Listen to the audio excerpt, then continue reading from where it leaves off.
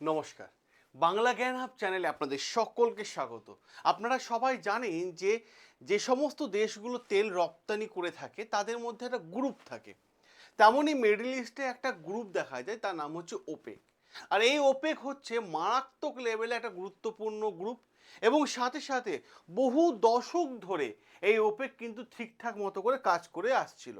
কিন্তু বর্তমান সময়ে এমন একটা সিচুয়েশনের জায়গায় এই ওপেক চলে এসেছে যেখানে দেখা যাচ্ছে যে ওপেক কিন্তু একটা বড় ধাক্কা খেলো। আপনারা অনেকে ভাববেন যে ওপেক জিনিসটা কি, আমি আপনাদের পুরো বিষয়টা ক্লিয়ার করে দিচ্ছি। বিষয়টা কি হয়ে গেছে, একটা গৃহযুদ্ধ মিডল ইস্টের মধ্যে কিন্তু শুরু হয়ে গেছে। দেখুন, শুধুমাত্র যুদ্ধ মিসাইল বা গ্রাউন্ড লেভেল অ্যাটাকেই হয় না, কখনো মুখের কথাতেও কিন্তু মুখযুদ্ধও কিন্তু শুরু হয়ে যায়। বর্তমান সময়ে এমন একটা ধাক্কা পেয়ে গেল ওপেক, সেখানে কিন্তু পুরো বিশ্বের ইতিহাস এবং তেল রপ্তানিতে একটা অন্যতম গুরুত্বপূর্ণ জায়গায় চলে আসলো ওপেক। কি হয়েছে আপনারা সবাই জানেন, ইউএই ঘোষণা করে দিয়েছে তারা ওপেক গ্রুপের মধ্যে থাকবে না। আমি আপনাদের প্রথমে ম্যাপটা ক্লিয়ার করে দিই। দেখুন, এই দেশগুলো সবাই তেল রপ্তানি করে থাকে বিশ্বে বিভিন্ন দেশের ওপর। ঠিক আছে, বিশ্বে বিভিন্ন দেশের ওপর কিন্তু এরা তেল রপ্তানি করে থাকে। এটা দেখতে পাচ্ছেন ইউএই এখানে রয়েছে, এই লাল রঙে দেখতে পাচ্ছেন, আর এই জায়গাটা হচ্ছে সৌদি আরব। তার মধ্যে সব থেকে বেশি তেল কারা প্রডিউস করে থাকে, তারা কারা বেশি কাঁচা তেল বিক্রি করে থাকে, সেটা হচ্ছে সৌদি আরব। এবার প্রশ্ন এখানে, এদের মধ্যে একটা গ্রুপ আছে, 13টা দেশ মিলে একটা গ্রুপ আছে, তার নাম হচ্ছে ওপেক গ্রুপ। এই ওপেক গ্রুপ থেকে এবার ইউএই, এই যে দেখতে পাচ্ছেন ইউএই, এই ইউএই ঠিক করলো যে ভাই তোমাদের থেকে আমরা বেরিয়ে যাবো এই গ্রুপ থেকে, কারণ আমরা আবার তোমাদের সঙ্গে থাকতে পারবো না, থাকতে চাই না, আমরা বেরিয়ে যাচ্ছি, আমরা টাটা গুড বাই। কারণ আপনারা জানেন যে সৌদি আরবের সাথে ইউএই কিন্তু একটা কনফ্লিক্ট একটা দীর্ঘ সময় ধরে কিন্তু চলে আসছে। আর সেখান থেকে ইউএই সিদ্ধান্ত নিয়েছে যে ওপেক প্লাস গ্রুপ, এই গ্রুপগুলো দুই গ্রুপ থেকে তারা কিন্তু বেরিয়ে আসার সিদ্ধান্ত নিয়েছে। আমরা যদি আপনাদের আর্টিকেলটা দেখাই, দেখতে পাবেন এখানে কি বলা হচ্ছে, ইউএই অ্যানাউন্স করে দিয়েছে, ঘোষণা করে দিয়েছে টু কুইট করবে, ঠিক আছে, অয়েল প্রোডাকশন গ্রুপ, ঠিক আছে, ওপেক থেকে তারা বেরিয়ে যাবে এবং ওপেক প্লাস এই গ্রুপটা থেকেও বেরিয়ে যাবে। তারা কিন্তু পরিষ্কারভাবে জানিয়ে দিয়েছে। বিষয়টা কি ঘটেছে আমি আপনাদের প্রত্যেকটা বিষয় এখানে A to Z তুলে ধরবো। সবার প্রথমে আমি আপনাদের সাথে আলোচনা করব আজকের এই ভিডিওতে যে এর অর্থ কি, বেরিয়ে আসার অর্থটা কি, মানেটা কি। আর যদি ইউএই বেরিয়ে আসে তাহলে বড় ধাক্কা কেন এই ওপেক গ্রুপের কাছে, সাথে সাথে আমরা জানবো এর প্রভাব, যদি ইউএই বেরিয়ে যায় তাহলে প্রভাব কি পড়বে, এবং সাথে সাথে ভারতের ওপরও কি প্রভাব পড়বে, সে সবও কিন্তু আমরা ধাপে ধাপে আজকের এই ভিডিওতে পুরো বিষয়টা আলোচনা করে নেব। এবার আসি আমাদের মেন ঘটনা, অ্যাকচুয়ালি ঘটনাটা কি ঘটেছে। দেখুন, ওপেক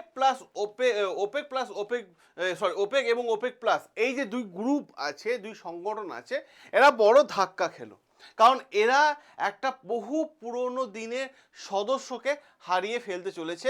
ফার্স্ট কবে থেকে, মে থেকে।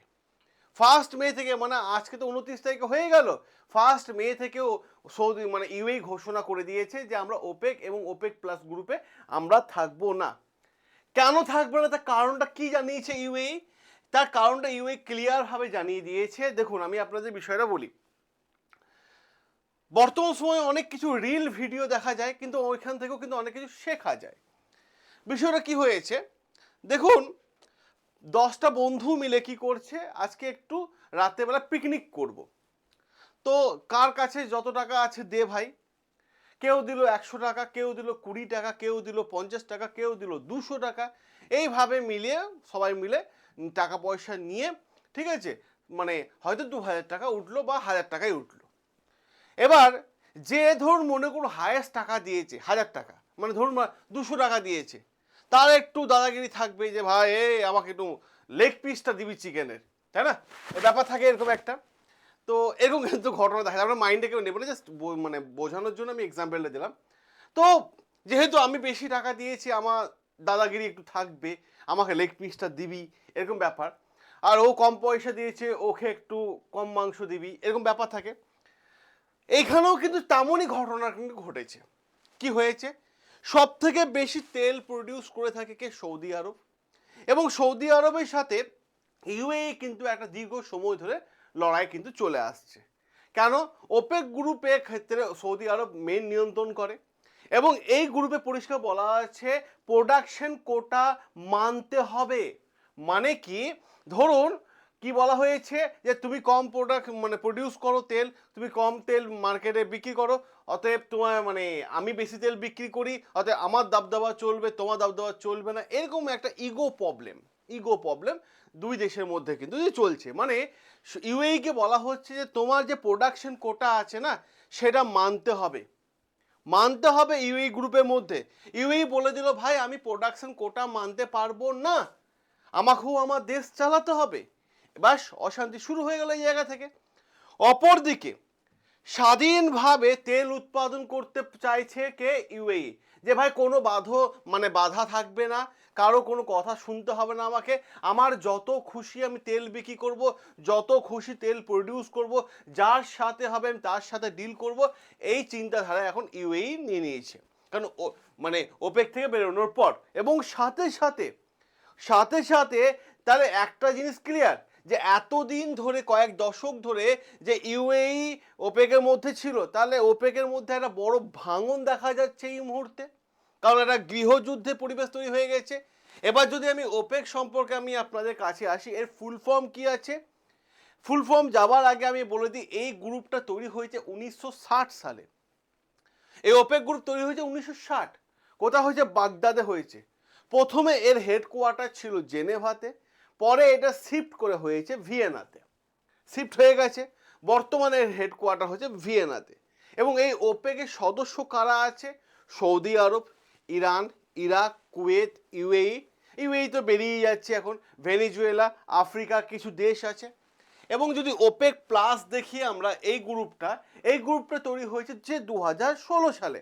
এর সদস্য পদ কারা কারা আছে? Russia, Mexico, Oman. এদেরও মূল উদ্দেশ্য কি? তেল সরবরাহ নিয়ন্ত্রণ করা এবং সাথে সাথে তেলের দামের একটা প্রভাব বজায় রাখা, মার্কেট ভ্যালু অনুসারে তেল প্রডিউস করে একটা দাম নিয়ন্ত্রণ করে রাখা হচ্ছে ওপেক প্লাস গ্রুপের কিন্তু উদ্দেশ্য। এবং প্রশ্ন হচ্ছে বিশ্বের উৎপাদনে 50% বেশি এই ওপেক প্লাসে হাত রয়েছে এবং ওপেক গ্রুপে হাত রয়েছে। এই দুটো গ্রুপ মিলিয়ে দিলে 50% বেশি রয়েছে। এবার আরও একটা গুরুত্বপূর্ণ কারণ, যে সৌদি আরব ইউএই এখান থেকে বেরিয়ে আসছে, কারণ তার জন্য ইউএই বেশ কয়েকটা কারণ দেখিয়েছে। প্রথম যে কারণটা দেখিয়েছে সেটা হচ্ছে যে প্রোডাকশন কোটা দেখিয়েছে। তারা চাইছে ইউএই অনেক নতুন দেশের ক্ষেত্রে তারা তেল বিক্রি করতে চাইছে এবং সাথে সাথে তারা চাইছে তাদের দেশে তেল যাতে আরও প্রডিউস হয়, কাঁচা তেল যাতে আরও উৎপাদন হয়, তার জন্য তারা এক্সট্রা ইনফ্রাস্ট্রাকচার তৈরি করে নিয়েছে। এবং যখন ইনফ্রাস্ট্রাকচার তৈরি করে নিয়েছে, সেই ইনফ্রাস্ট্রাকচার তৈরি করার জন্য যাদের কাছ থেকে লোন নিয়েছে বা ধার নিয়েছে, সেই টাকাটা ফেরত দিতে হবে। কিন্তু সেই টাকা ফেরত দিতে পারছে না ইউএই। কারণটা কি? ওই যে তেলের ওপর লিমিটেশন দেওয়া আছে, যে তুমি এতর বেশি তেল পার ডে বিক্রি করতে পারবে না। এই লিমিটেশনটার জন্য কিন্তু ইউএই চাইছে যে ভাই আমিও যে ইনফ্রাস্ট্রাকচার করেছি ইউএইর মধ্যে, সেখানে তো ফাইন্যান্সার টাকা চাইছে, আমি টাকা দেবো কোথা থেকে?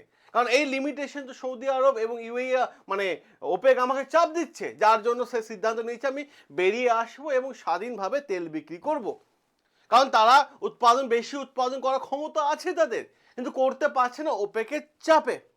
ফলে তাদের কি হচ্ছে? রেভিনিউ ইনক্রিজ হচ্ছে না, রেভিনিউ বাড়ছে না, যেহেতু লিমিটেশন যদি চলে আসে, খরচা বেশি থাকে এবং একটা লিমিটেশন যদি আপনাকে বেঁধে দেওয়া হয়, তাহলে রেভিনিউ বাড়বে কোথা থেকে, ইনকাম আসবে কোথা থেকে? আর এইখানেই শুরু হয়ে গেল সৌদি আরবের সাথে ইউএইর মধ্যে একটা বড় লড়াই।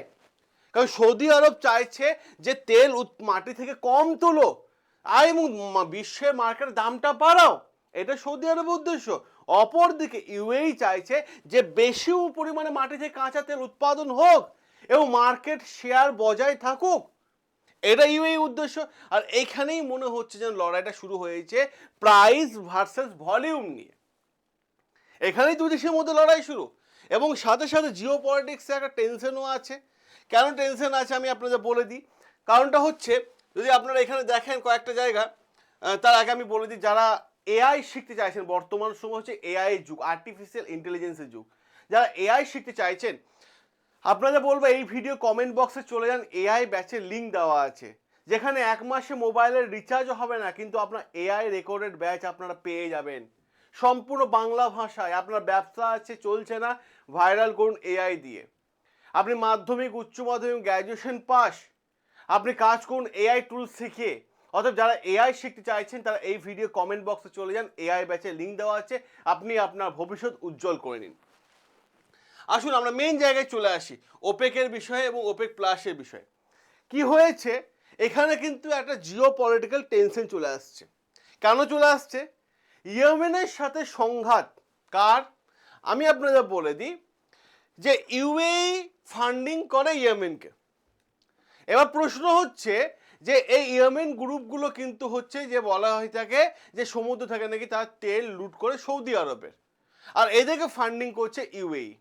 এই ইস্যু নিয়ে সৌদি আরবের সঙ্গে ইউএই লড়াই শুরু, এবং মাঝখানে এই লড়াইয়ের মাঝে চলে এসেছে ইরান একটা ফ্যাক্টর হয়ে দাঁড়িয়েছে। কারণ হরমুজ প্রণালী আপনারা জানেন যেখানে বিশ্বের 20% তেল ওই রাস্তা দিয়ে পেরিয়ে যায়, এবং ইউএই চাইছে যে ইরান আমেরিকা যুদ্ধে এবার কি হয়েছে, সব থেকে বেশি লস হয়েছে ইউএই। কারণটা কি, তারা তেল উৎপাদন করতে পারেনি, উৎপাদন করে নিয়েছে, কিন্তু তেল কিনে নিয়ে যাবেটা কে, সেটা যে সমস্যা। কারণ হরমুজ তো বন্ধ হয়ে আছে, হরমুজ তো বন্ধ, তো তেলটা কিনবে কে, এখানেই সমস্যা হয়ে গেছে। যার ফলে ইউএইর মধ্যে কি একটা অর্থনৈতিক সংকট দেখা দিয়েছে।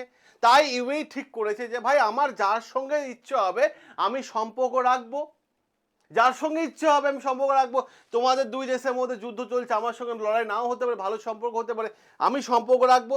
তাই ইউএই চাইছে যে তারা স্বাধীনভাবে মানে ঠিকঠাক মতো করে তারা তেলটা যেন বিক্রি করতে পারে, এবং সাথে সাথে লং টার্মে যাওয়ার একটা অর্থনৈতিক প্রকল্পকে নিয়ে যাওয়ার একটা কৌশল দেখছে ইউএই। কারণ ইউএই বক্তব্য হচ্ছে যে তাদের রিনিউয়েবল এনার্জি যেটা আছে সেটাও তারা সেল করতে পারবে, সাথে সাথে ফাইন্যান্স ভালো রকম ইনকামও হবে যদি তারা স্বাধীনভাবে চলে, এবং বাইরে থেকেও ফান্ডিংও আসবে, এবং লজিস্টিক পাওয়ার স্ট্রং হবে, অর্থাৎ তেলও বেশি বিক্রি হবে যদি লজিস্টিক পাওয়ার স্ট্রং হয়ে যায়। এইখানেই গন্ডগোলটা শুরু। এবার ওপেক ভাঙন শুধু আজকে হচ্ছে এটা নয়, এই যে আপনারা দেখতে পাচ্ছেন ওপেক যে এইটা আজকে ইউএই সরে যাচ্ছে 1 মে থেকে, এটা নয়। ওপেক এর আগেও ভেঙেছে 2018 সালে, আপনারা জানেন কিনা জানি না, 2018 সালে কাতার ওপেক থেকে বেরিয়ে গেছে। অ্যাঙ্গোলা ছোট ছোট দেশ, এও কিন্তু 2023 সালে কিন্তু বেরিয়ে গেছে অ্যাঙ্গোলা, ঠিক আছে। ছোট ছোট দেশগুলো কিন্তু ওপেক থেকে বেরিয়ে গেছে, ওই একটাই কারণ উদ্দেশ্য যে সৌদি আরব তাদের ওপর লিমিটেশন চাপিয়ে দিচ্ছে, যার ফলে তারা স্বাধীনভাবে তেল বিক্রি করতে পারছে না। এবার প্রশ্ন হয়ে যায় এই জায়গায় কিভাবে হয়ে যায়, দেখুন ইউএই গুরুত্বটা কোন জায়গা হয়ে যায়। ওপেকে পরিষ্কার বলে দেওয়া আছে যে ভাই ইউএই পার ডে 3.2 থেকে 3.5, দেখুন 3.2 থেকে 3.5 পর্যন্ত তেল, মিলিয়ন ব্যারেল তেল বিক্রি করতে পারবে পার ডে। 3.2 থেকে 3.5 মিলিয়ন ব্যারেল তেল পার ডে বিক্রি করতে পারবে, খুব অল্প সামান্য তেল। এবার প্রশ্ন হচ্ছে এখানে সব থেকে বেশি তেল কে বিক্রি করে থাকে, ইউএস, আপনারা জানেন। এবং সাথে সাথে এই যে সংখ্যাটা, এই যে লিমিটেশনটা ইউএইকে বেঁধে দিয়েছে, এখানেই গন্ডগোলটা শুরু। যার ফলে পুরো ওপেকের মধ্যে শেয়ারে কিন্তু দেখা যাচ্ছে যে ইউএই 10 থেকে 12% পাচ্ছে, 10 থেকে 12% পাচ্ছে তেল বিক্রি করতে। তাহলে সমস্যা এখানে, যেখানে ইউএই দাবি যে আমরা এই 3.2 থেকে 3.5 যেটা আপনারা বলছেন এর থেকেও বেশি তেল আরও বিক্রি করতে পারি, সেটা লস হচ্ছে। সেটা কত ইউএই জানাচ্ছে 1.4 থেকে 1.7 মিলিয়ন ব্যারেল তেলও আমরা আরও এক্সট্রা পার ডে বিক্রি করতে পারি, এই তেলটা আমরা বিক্রি করতে পারছি না। এইখানেই গন্ডগোলটা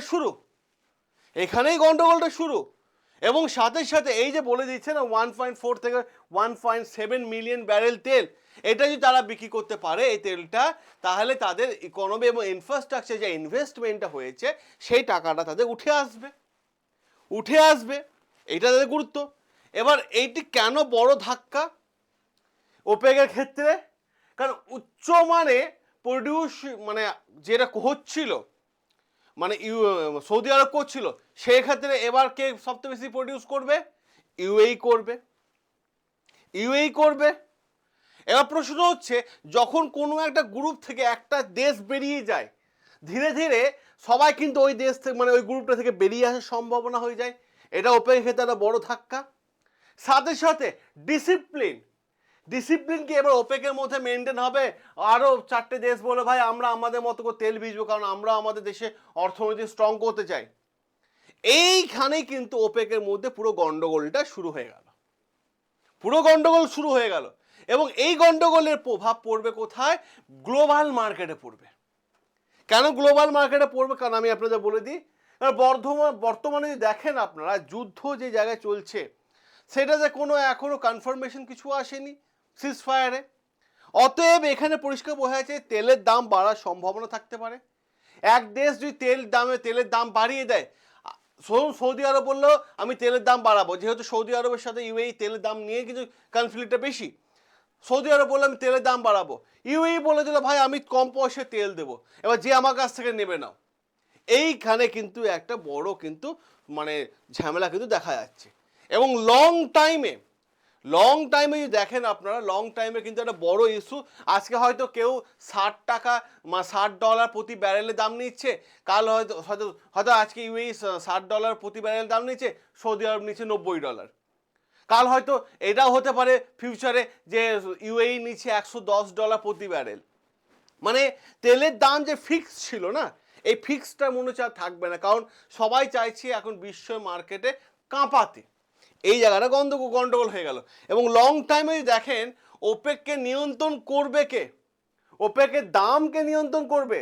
দাম বেশি হলে তো উৎপাদনও বাড়াতে হবে, দাম কম হলে উৎপাদনও কমাতে হবে। ফলে বাজারে কিন্তু দাম ধরে রাখা একটা বড় ইস্যু কিন্তু দেখা যাচ্ছে। এবং সাথে সাথে যদি দেখেন আপনারা গুরুত্বপূর্ণ জায়গা, নন ওপেক কান্ট্রি যেগুলো আছে, যারা ওপেকে মেম্বার নয়, বিশেষ করে ব্রাজিল, ইউএস, এবার কি হবে? মানে এদের প্রভাব মানে কিন্তু ওপেকের প্রভাব কিন্তু অনেক কমে যাবে, ইউএস এবং ব্রাজিলের প্রভাব কিন্তু অনেকটা বেড়ে যাবে। এবং ভারতের ক্ষেত্রে বড় প্রভাব, কারণটা কি? আমরা প্রায় 85% তেল আমদানি করে থাকি। আমাদেরও একটা সুবিধা হবে, কারণটা হচ্ছে এখানে পজিটিভ ইমপ্যাক্ট দেখতে হবে, বার্গারিং পাওয়ার বেড়ে যাবে। কারণ সৌদি আরব বললো ভাই আমি $90 প্রতি ব্যারেলের দাম নিচ্ছি, ইউএই বলে দেবে $60 প্রতি ব্যারেলের দাম নিচ্ছি, নাও আমার কাছ থেকে। এর ফলে কি হবে? বার্গারিংয়ে কিন্তু অন্যান্য দেশের ক্ষেত্রে কিন্তু একটা সুবিধাজনক হয়ে গেল। এক দেশ এক দাম চাইবে তো আরেক দেশ আরেকটু কম চাইবে, কারণ সবাই চাইবে মার্কেট ধরে রাখতে, সবাই মার্কেট ধরে রাখতে চাইবে। কিন্তু নেগেটিভ ইম্প্যাক্টও আছে, প্রায় মানে তেলের প্রাইসের দাম আপ অ্যান্ড ডাউন হতে থাকবে। হঠাৎ দেখবেন দাম বেড়ে গেছে, হঠাৎ দেখবেন দাম কমে গেছে, যার ফলে দাম ওঠা বাড়া হতে গেলে মার্কেটের জিনিসের দাম বাড়বে। ধরুন আমি একটা এক্সাম্পল দিই, এই যখন এখন গ্যাসের যে সমস্যা দেখা যাচ্ছিল ইরান যুদ্ধের সময় করে, তখন চপের দাম কত করে হয়ে গেছিল? আমি দেখতে পাচ্ছিলাম যে $5 থেকে $6 করে দিয়েছে। গ্যাসের দাম যখন কমলো তখন কি এই চপের দামটা কি কমাবে? কমায় না কেউ। প্রশ্ন এইটাই যে যে জিনিসের দাম বেড়ে যায় সেই জিনিসের দাম কমে না। নেগেটিভ ইম্প্যাক্টও আছে, যে তেলের দাম যে ওঠানামা করতে থাকে মার্কেটের ক্ষেত্রেও কিন্তু একটা বড় প্রভাব দেখা যাবে। ইনফ্লেশন বাড়বে এবং কারেন্ট অ্যাকাউন্ট ডেফিসিট বাড়বে, যার ফলে সাপ্লাই রিস্কও কিন্তু তৈরি হয়ে যেতে পারে। এটাও কিন্তু একটা গুরুত্বপূর্ণ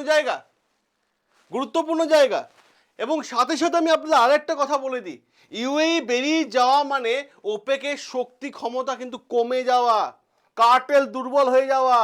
এবং স্বাধীনভাবে ইউএই চাইছে যে তারা তেল প্রডিউস করবে, কারণ তাদের সবথেকে বেশি উৎপাদন, এই যে সংখ্যাটা দেখতে পাচ্ছেন 1.4 থেকে 1.7 মিলিয়ন ব্যারেল, এই যে সংখ্যাটা তারা এক্সট্রা বিক্রি করতে চাইছে, যার ফলে মার্কেট প্রাইস নিয়ে একটা সমস্যা। এবং সাথে সাথে ইরান ও জিও পলিটিক্সের একটা সমস্যা এবং অর্থনৈতিক একটা কৌশল তৈরি হয়ে যাবে, কে বেশি মার্কেটটাকে স্ট্রংভাবে ধরতে চাইছে। এবং শেষ প্রশ্ন একটাই, ওপেক সংগঠনের বিষয়ে যে দুটো স্টেটমেন্ট দেওয়া হলো, এই দুটো স্টেটমেন্ট দেখে আপনার কি রায়, আপনার কি মতামত? আপনার রায় এবং আপনার মতামত তুলে ধরুন কমেন্ট বক্সে সকলের সামনে, সকলে দেখুক আপনি কি ভাবছেন, আপনার চিন্তাধারা কোন জায়গায় যাচ্ছে। সকলে ভালো থাকবেন, সুস্থ থাকবেন, সাবস্ক্রাইব করে নেবেন আমাদের চ্যানেল, যেখানে প্রত্যেকটা বিষয় আমি আপনাদের সামনে তুলে ধরি। দেখা হবে আপনাদের সাথে নতুন আরও একটা গুরুত্বপূর্ণ আর্টিকেল নিয়ে।